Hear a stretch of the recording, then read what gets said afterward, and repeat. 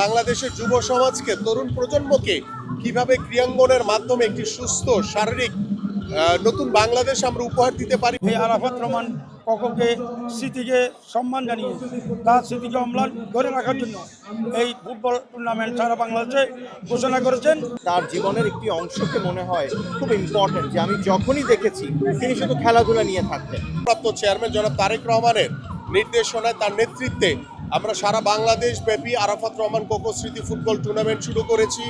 আমরা বিভাগীয় Zia cricket tournament আমরা শুরু করেছি এবং ভবিষ্যতে এই দুটি টুর্নামেন্টের পরে আমরা আমাদের প্রিয় নেত্রী দেশনেত্রী বেগম খালেদা জিয়ার নামে মেয়েদের ফুটবল কিংবা মেয়েদের ক্রিকেট আমরা শুরু করব, কারণ আমাদের মেয়েদের ফুটবল এবং ক্রিকেট বাংলাদেশে অত্যন্ত জনপ্রিয়।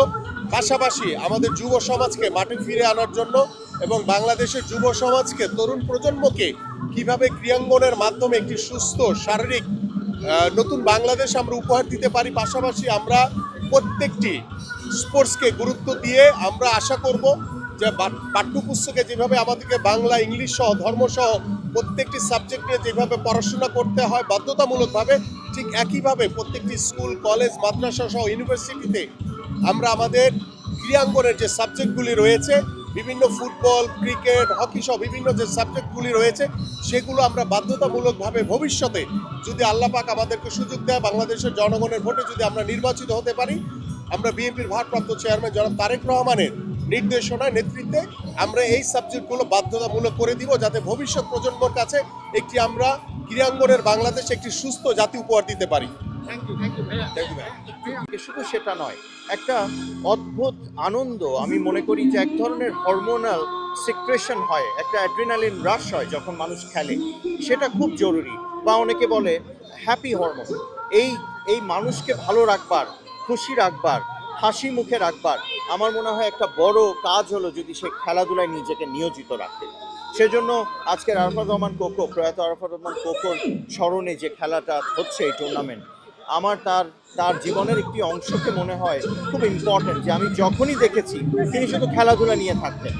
অর্থাৎ তিনি মনে করতেন যে তার জীবনাচরণ দিয়ে যে মানুষ যদি সমাজকে, যে সমাজ আমরা এখন স্বপ্ন দেখছি, তারেক রহমানের 31 দফা কর্মসূচির মাধ্যমে যে নতুন রাষ্ট্র এবং সমাজ ব্যবস্থা তিনি যে স্বপ্নটা দেখছেন, সেটা করতে হলে তার একটা অংশ শিক্ষা দীক্ষা, আরেকটা অংশ খেলাধুলার মাধ্যমে আমাদের যুব সমাজকে, আমাদের এই একেবারে যারা এখনও নতুন, তাদের মনটা নতুন, তাদের চিন্তা ভাবনাগুলো নতুন, তাদেরকে যেন আমরা গড়ে তুলতে পারি এই আঙ্গিকে। তাই খেলাধুলার গুরুত্বের কোনো শেষ নেই, অপরিসীম। সেটারই একটি উদাহরণ আমরা আজ দেখতে পাচ্ছি এই টুর্নামেন্ট আয়োজনের মাধ্যমে। প্রেসিডেন্টের পতনের পরে তারেক রহমান আমাদের দলের ভারপ্রাপ্ত চেয়ারম্যান চিন্তা করেছেন যুব সমাজকে মাদক থেকে, অপকর্ম থেকে, বিভিন্ন বেআইনি কাজ থেকে, অনৈতিক কাজ থেকে দূরে রাখার জন্য এই আরাফাত রহমান কককে স্মৃতিকে সম্মান জানিয়ে তার স্মৃতিকে অম্লান ধরে রাখার জন্য এই ফুটবল টুর্নামেন্ট সারা বাংলাদেশে ঘোষণা করেছেন। আজকে সবুজ চট্টগ্রাম, সবুজ এবং লাল দলের মধ্যে খেলা, এই নকআউটের মধ্যে সারা বাংলাদেশে খেলা অনুষ্ঠিত হবে। এই খেলার মধ্য দিয়ে মানুষের যে অনৈতিক কাজে ব্যস্ত থাকার যে বিভিন্ন মাদক নিয়ে ব্যস্ত থাকা, মোবাইল নিয়ে ব্যস্ত থাকার যে কাজ, সেটা থেকেও আমাদের এই যুব সমাজকে এই খেলাধুলার মাঝে